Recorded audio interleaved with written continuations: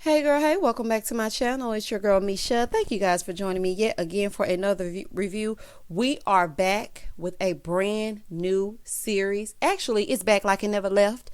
Black Ink Crew New York. That is my show. Okay. I don't know if any of you watch it out there, but guess what? I'm gonna speak my speech on it because I like Black Ink. Okay. I was gonna review it last week, but I got tied up with all my other reviews. So here we go. I'm gonna hit a little bit on the first episode and then we'll move on into the second episode. If you are new here, then welcome. If you are back for a second or third time and you have yet to hit the subscribe button, I have so many different types of reviews. There's something for everybody. There's something for the lover in you. Head on over to Ready to Love.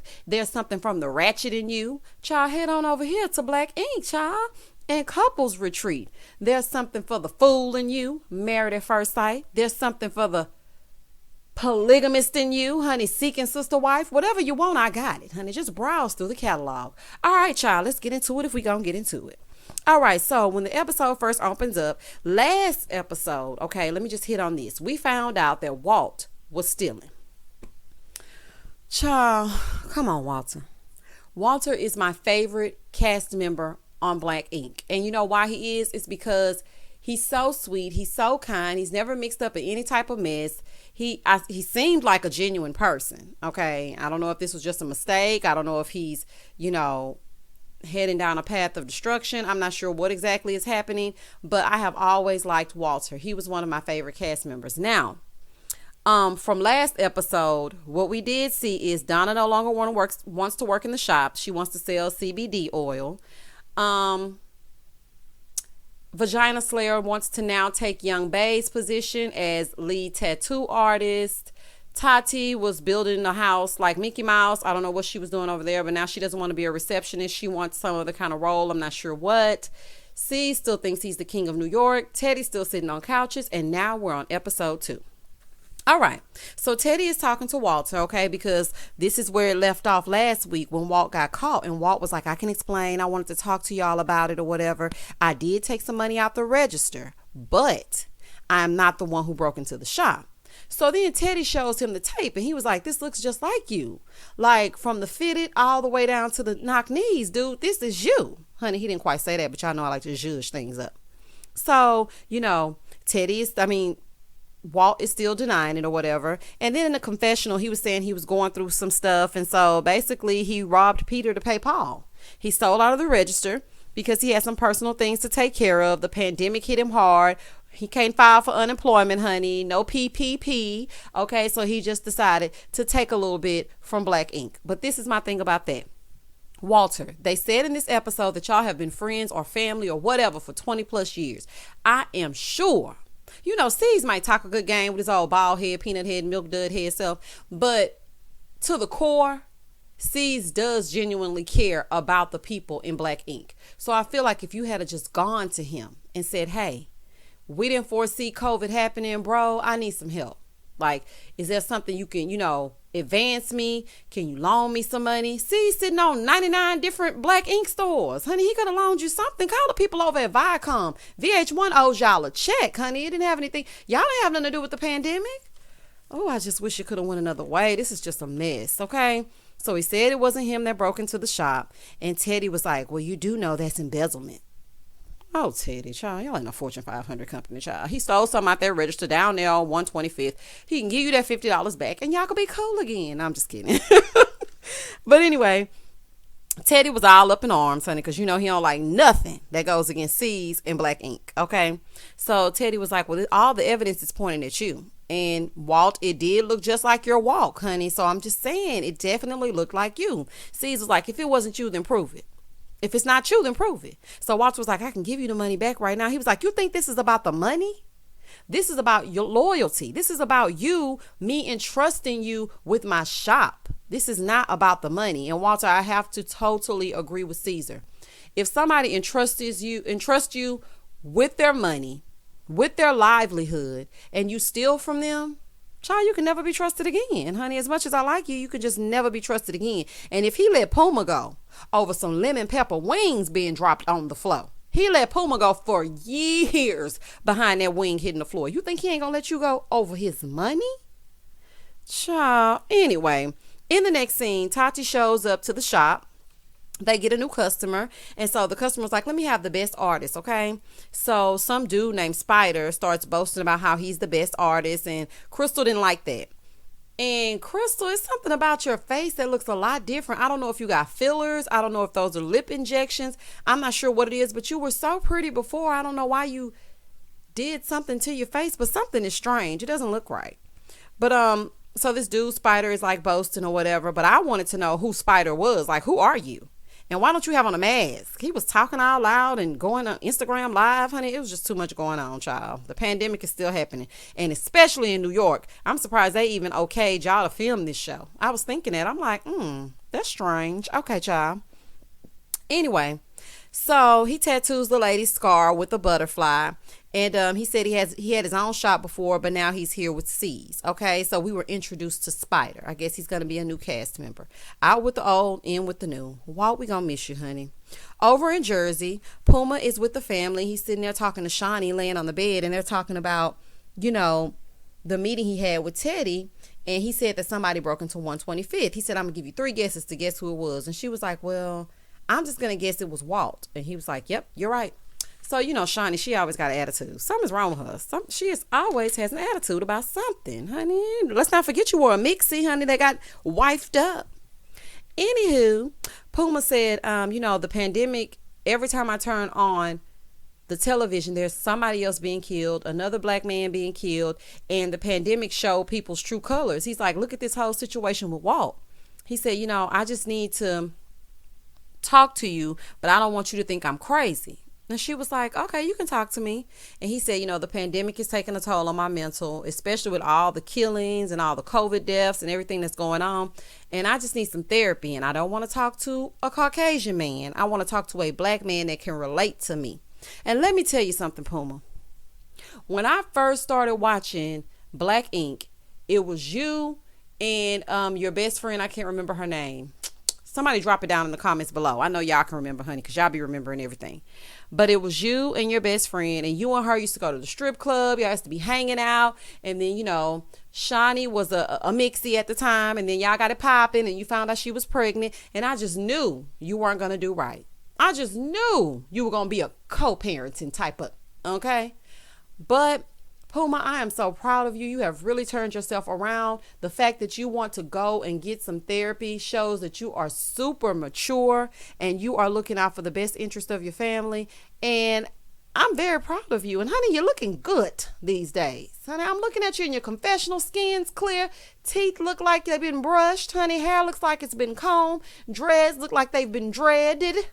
Honey, I love it. I love everything about it. And I love this conversation and the fact that you were transparent enough to actually go to Shawnee and tell her, hey, I need some help. My mental is all over the place. And I can relate because going through the pandemic and being a single mom and being at home with a small child with a compromised immune system, my mental health was all over the place. And at one point, I felt like the walls were closing in on me. And I had to actually talk to someone because going through a divorce, going through a pandemic, son has a compromised immune system, scared to go out of the house, but I have to live, I have to make a living, I have to make money. It was just a lot. So I thought that was very mature. She said, I agree that you need to see somebody. Puma has really grown up, honey. Really grown up, child. Anyway, over in the next scene, we see Crystal and Rockmatic. Okay, he stepped on the scene last season. He was the one that had the girlfriend for 8 years, and then she threw all of his stuff over the balcony. I don't know if y'all remember that scene, but that's what happened with him. And they've been messing around for like 6 months. So he said, during COVID, they were sending these little lonely texts. Honey, everybody in quarantine, you ain't got nothing else to do. Might as well text, okay? So they were texting each other, and then after the lockdown, they hooked up. Crystal's so pretty. Crystal said, I feel like if we tell everybody what's going on at the shop, it's going to get messy, and now that they're at the Brooklyn shop, they're not alone like they were at 125th because nobody was really at 125th. It was just those two and Walter still not the register. Okay. So she said, do you want to keep it a secret? He said, I'm ready to shout it from the rooftop. I'm ready to open this window and shout it right now. Honey, she said, no, sir. Child, she said, I'm not going to be able to do it, honey. And I was just like, that's kind of strange because usually it's the The woman that wants to shout, and it's the man that wants to keep it a secret, honey, but she wants to keep that little bird chest all to herself, honey. She was like, nope, not right now. We'll tell him later. She said a public announcement will be coming soon. Over on outside of 125th, we see Puma and Feezy. Feezy is C's cousin. So apparently he does all the go-in-betweens with everybody and does everything to keep everything running smoothly with the shops, okay? So they got a text from Caesar telling them to meet him at 125th. So Caesar shows up and says he has some disturbing news, and then he shows them this footage.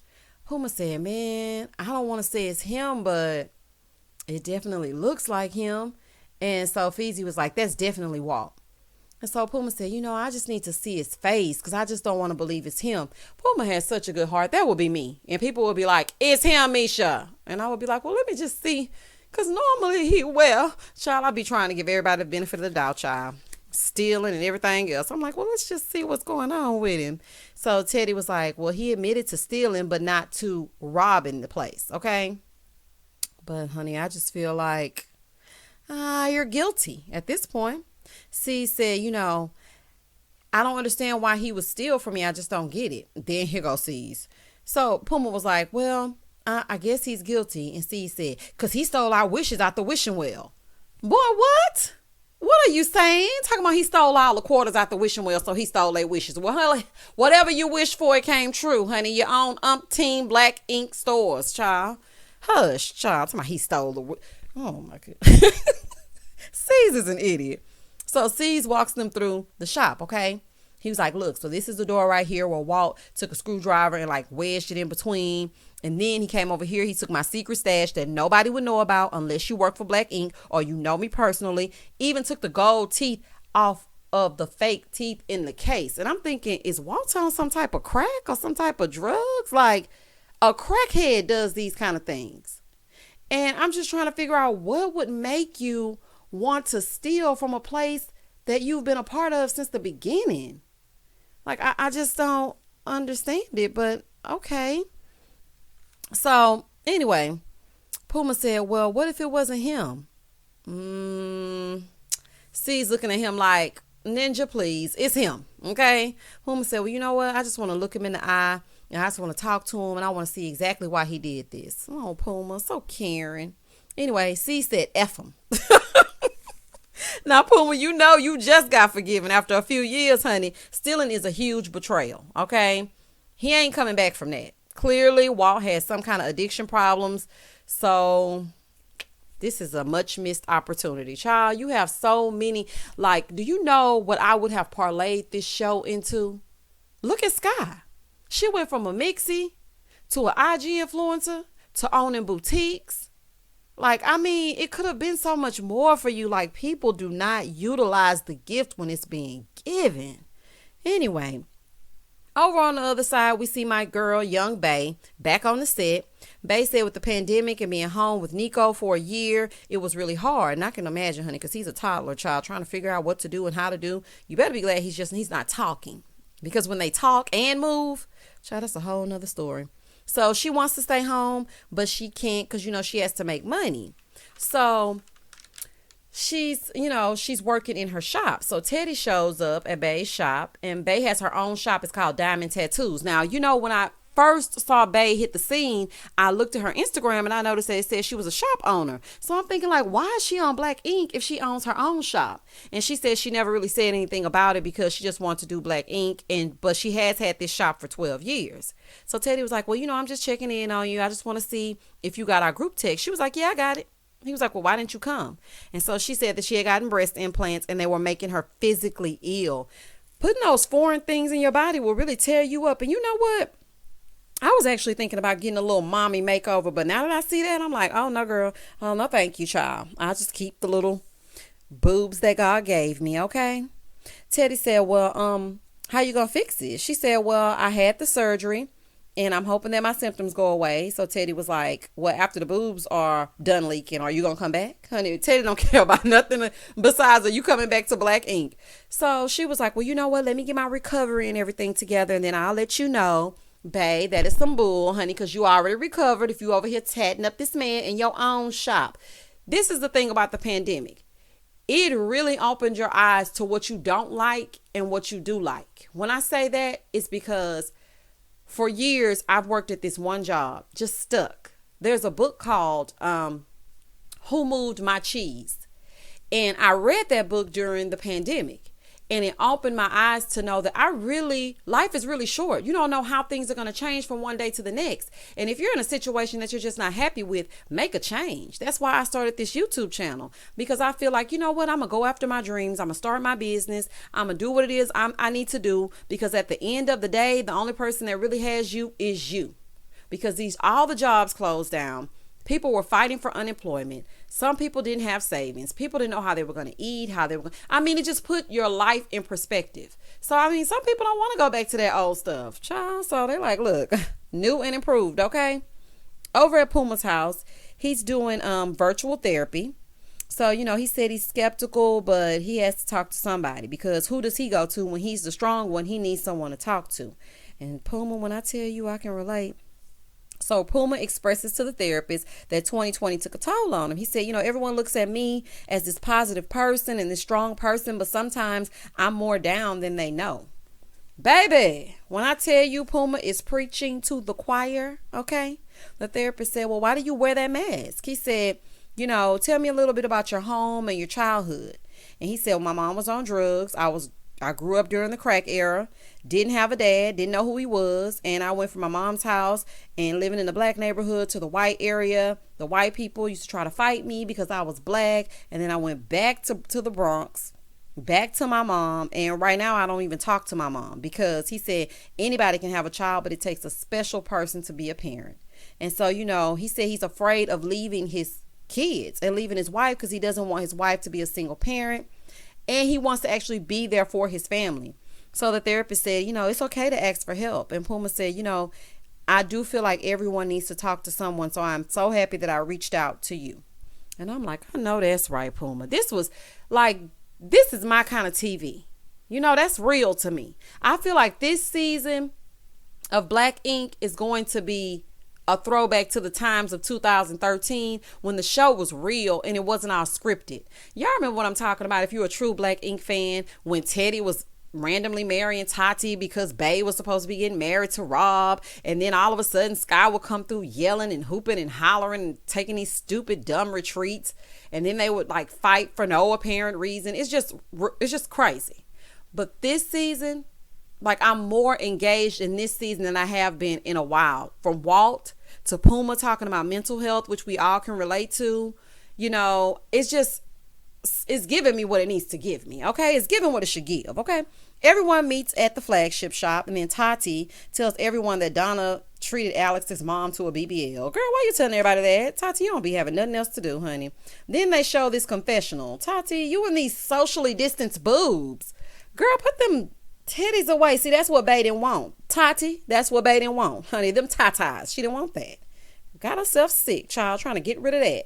Anyway, Cease tells them about the break-in. Child, Cease gonna tell everybody about this break-in, honey. All you had to do was say Walt is no longer with us. If you are a real, business owner, you don't need to disclose what went on. You just need to know that he's no longer with us. That's how the big corporations do it, honey. People be fired. You don't even know why they gone.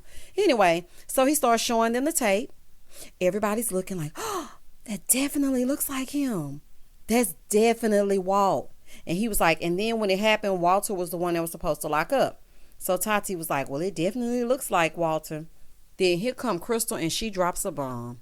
She said, yeah, and also, it's funny because he came in the shop the next day wearing that exact same outfit.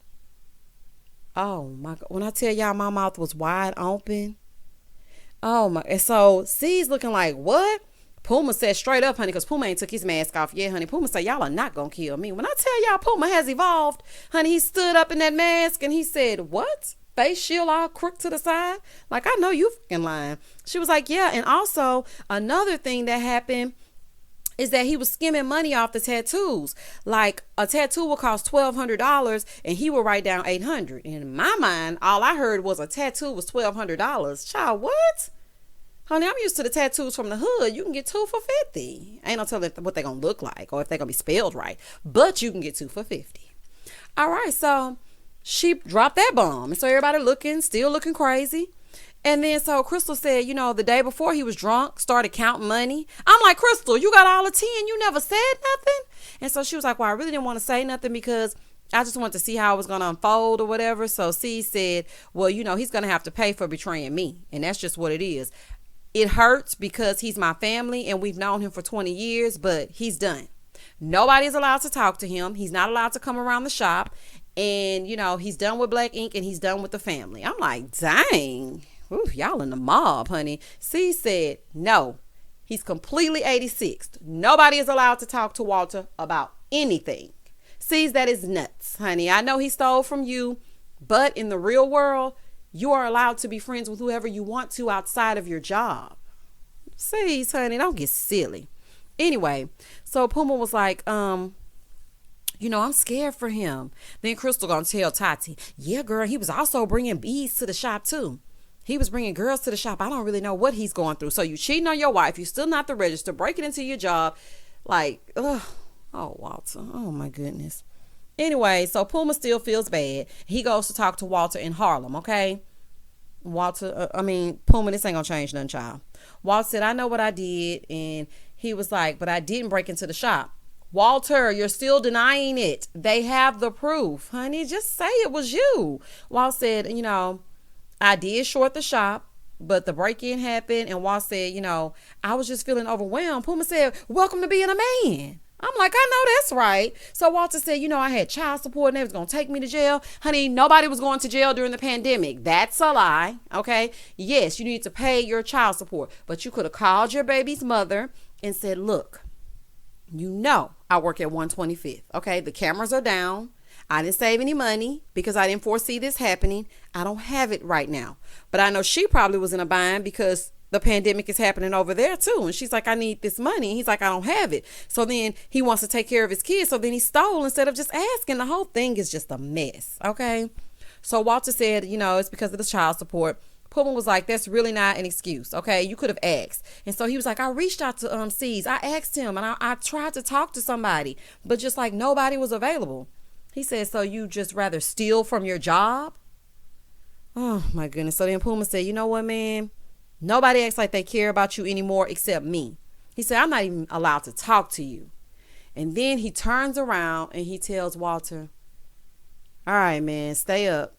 And walks away from him in the other direction. When I tell y'all, I just shed a little tear. I'm so emotional over these shows because I have a heart kind of like Puma's. And just to see and know that he's going through something and addiction at that, because it has to be some addiction, honey. You got to be on some type of drugs. Then you got a whole wife in the house. What is she doing? She doesn't know what's happening. And what does she do for a living?